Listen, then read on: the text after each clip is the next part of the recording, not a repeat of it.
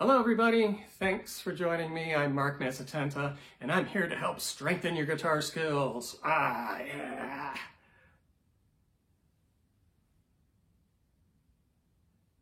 Well, you get the idea on that. This is a follow-up video to an earlier video that I called 2 Skills for Better Improvising, I think. And in that video, we focused on labeling the entire fretboard notes with either letter names or scale degree numbers related to the key that you would be in at any time.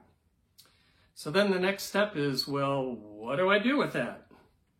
And the answer is, you've got to create ideas. You've got to create melodies. You have to have natural phrasing, and you have to have interest.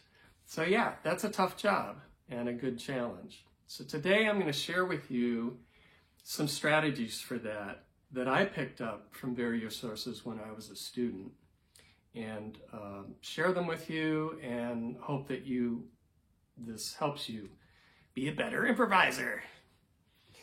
All right, so the first thing I want to show you is this Jamie Aebersold little handbook. Now, Jamie Aebersold is a famous jazz educator and has all these materials to help improvisers. Volumes and volumes of play-along recordings, all right? And when you would buy one of those, back when I was a student, you would get all these extra like handout books that had a ton of information in them. So here's what he says on one of these pages: things that create interest when soloing. Let's check these out. Repetition, sequence, dynamics, range, accents, rests, rhythmic variation, tension and release, motifs, and always try to build your solo, make it go somewhere. I think all of those are really good tips for how to construct an improvised solo. Now, from a couple of video interviews, I want to share some things. First is from Jim Hall, from the Starlix Master Sessions. Jazz guitarist Jim Hall. This came out in the early 90s. And then a wildly different player, Allan Holdsworth. Now, this originally came out on VHS tape from REH back in the early 90s, and now you can get it from Alfred Music. So let's start with Jim Hall. What does he say? I'm literally gonna read some of what they say from these videos. So Jim Hall says that the best improvisation is communicating in a clear way and keeping the listener's attention.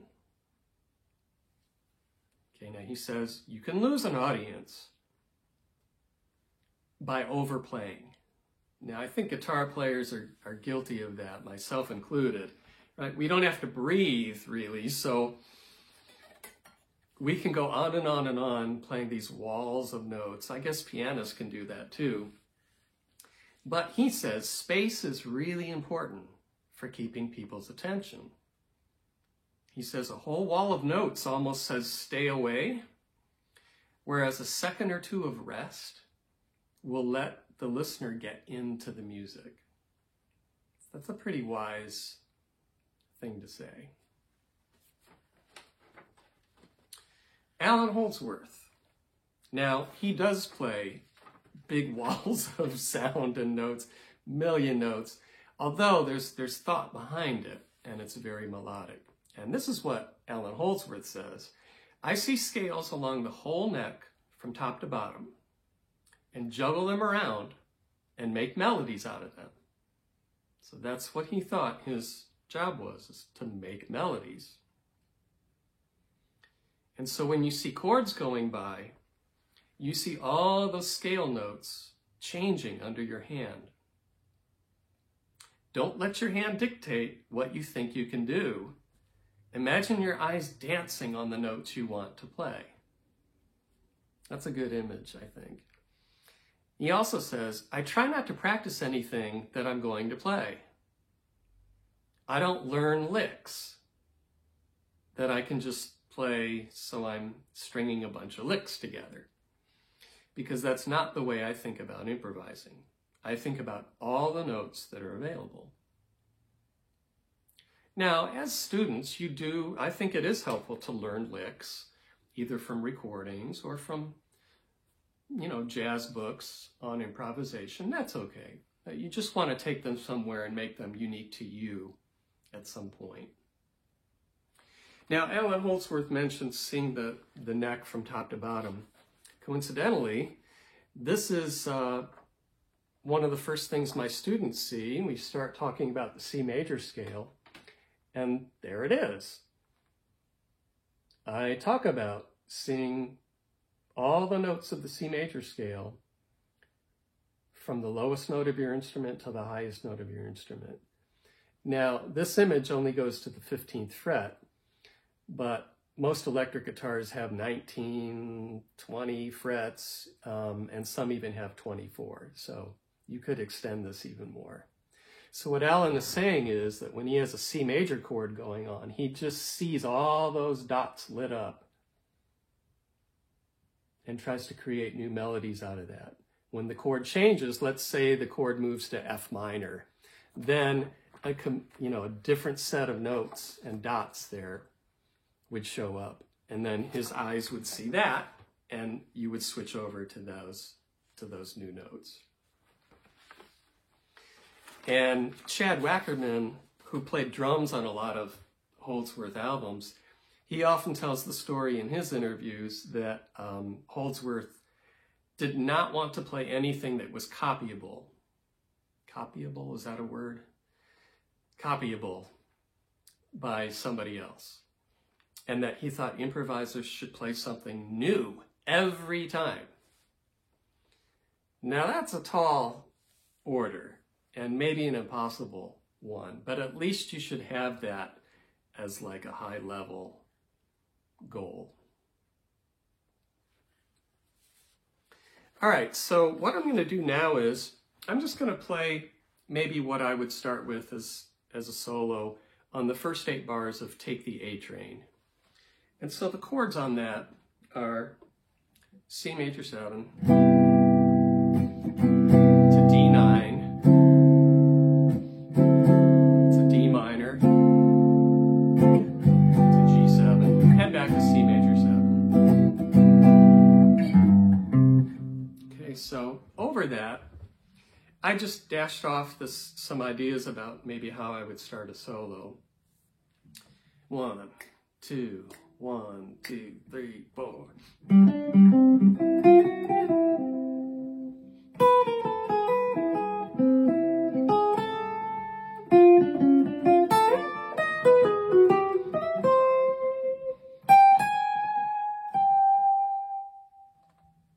Okay, let me just go phrase by phrase and tell you what happened in my brain.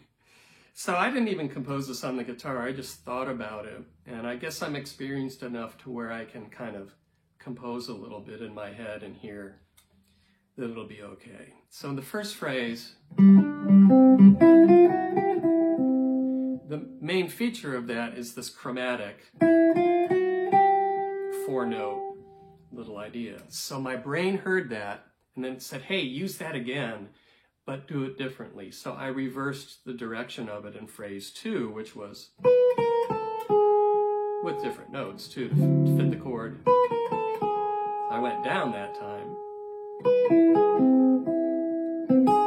And then I kept going up, because in the first phrase, I guess my brain tracked this. I wasn't really aware of it, but the highest note in that first phrase was a G. And then the second phrase kind of focused on that G sharp. So then I wanted to keep going higher. The third phrase went up to that A. So that's in there. Listen for it.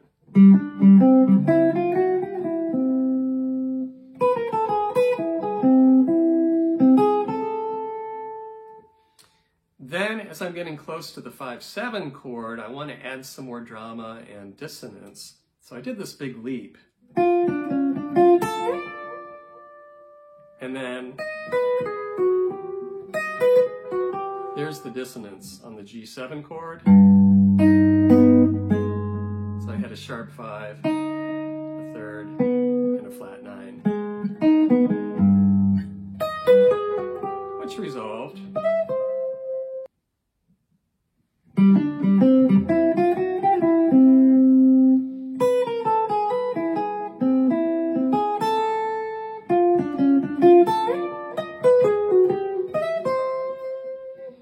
And then I didn't want to just end on that root, so I added some tension and then resolved it on the next 8 bars. Okay, so here's the whole thing again.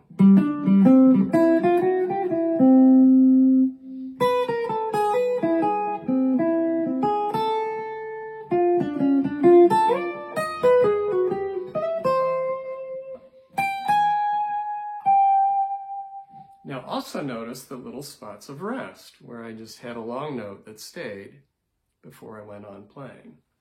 All right, this guy behind me here, Miles Davis, he was really good at using space and using rests like that. And as Jim Hall says, that helps bring the listener in. Then you can kind of take them wherever you want to. So I hope by sharing those strategies, that'll give you some ideas about what to do when it's your turn to take an improvised solo. Hope that helps, everybody. I'll see you at the next video.